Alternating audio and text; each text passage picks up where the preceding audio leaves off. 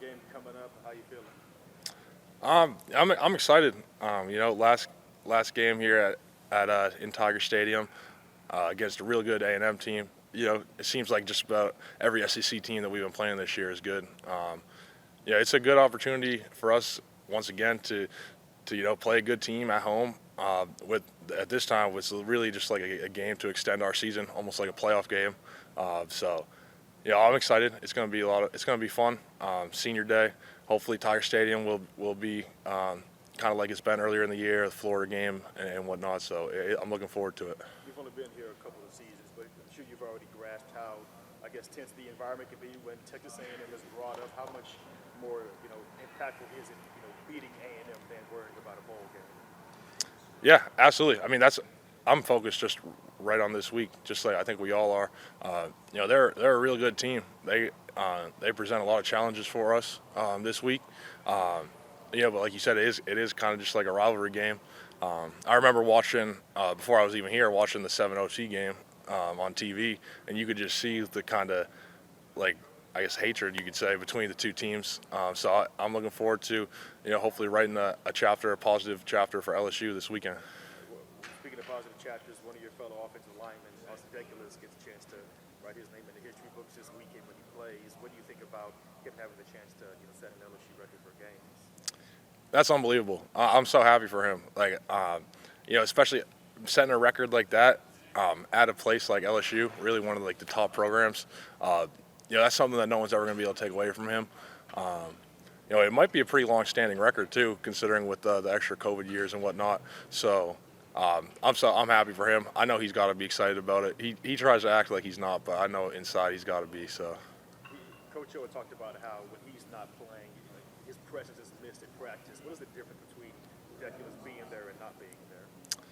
Yeah, I mean, he brings energy. He's, as you guys probably can tell, he's quite the character. He's always seems like cracking jokes or trying to do something to bring up the energy. So, having a guy like him, not only as a football player, obviously he does so much for us from a football standpoint, but just having a guy like with his character and kind of energy around the team and out on the practice field and on the game field with us, it adds a lot of value for us. And another senior, I know you got them, pay attention much to the watch list or the awards, but Damone Clark, he's up, on the finalist list for the Buckets Award, best linebacker in the country. What do you think just about what he's done this year? Yeah, he's had an unbelievable season, and I'm so happy for him. I could have seen it coming just because even since when I first got here last year, he was always one of the hardest workers, clearly. He's got all the talent in the world, but it's not just that for him. He's got as much drive and dedication and commitment as anybody that I've seen. So being able to see him kind of take that step this year where he really is, in my opinion, the best linebacker in college football. So hopefully he'll end up winning the award, but either way, it's just happy to see him get the recognition that he deserves. So. He talks so much about how Coach Blake Baker has really been an impact. I know you're on the offensive side, but what do you see or what have you seen with him and Baker from a distance that really shows their relationship? Yeah, I mean, Coach Baker, I don't know him too well. I talked to him a little bit, but it's pretty clear that he's just a guy that he gets along so well with the linebackers and just the defensive guys in general. So, he definitely has a knack for being able to connect with players and kind of communicate his techniques and his coaching points to them in a way that it really kind of resonates with people. So, he's done a great job with everybody in the linebacker room. As you were watching that 7 overtime game a few years ago, did you imagine yourself being in that moment playing that? Yeah, I mean, it's crazy. It really has come full circle. Kind of being down here now.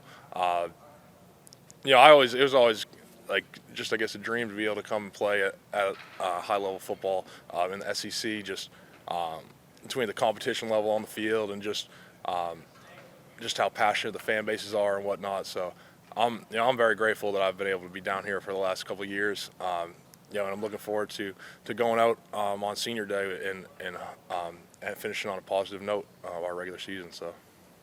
How would you best describe your 2 years here, meaning that you coming into a national championship team, and now y'all follow that to the season?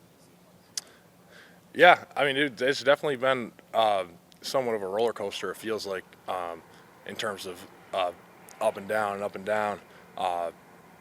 I think that since I've been here, this team and the coaching staff and the players have really had to overcome kind of a lot of adversity where things haven't gone as well as they typically do here at LSU. So, one thing I think that you can't take away from the players on this team or the coaches is even when things haven't gone well, people are still, they're showing up to work every day, showing up here and bringing everything they can to play for the guys next to them and the coaches upstairs. So I really want to see that kind of come to fruition this weekend with a big win at home over a good team with the opportunity to go to a bowl game on the line. So.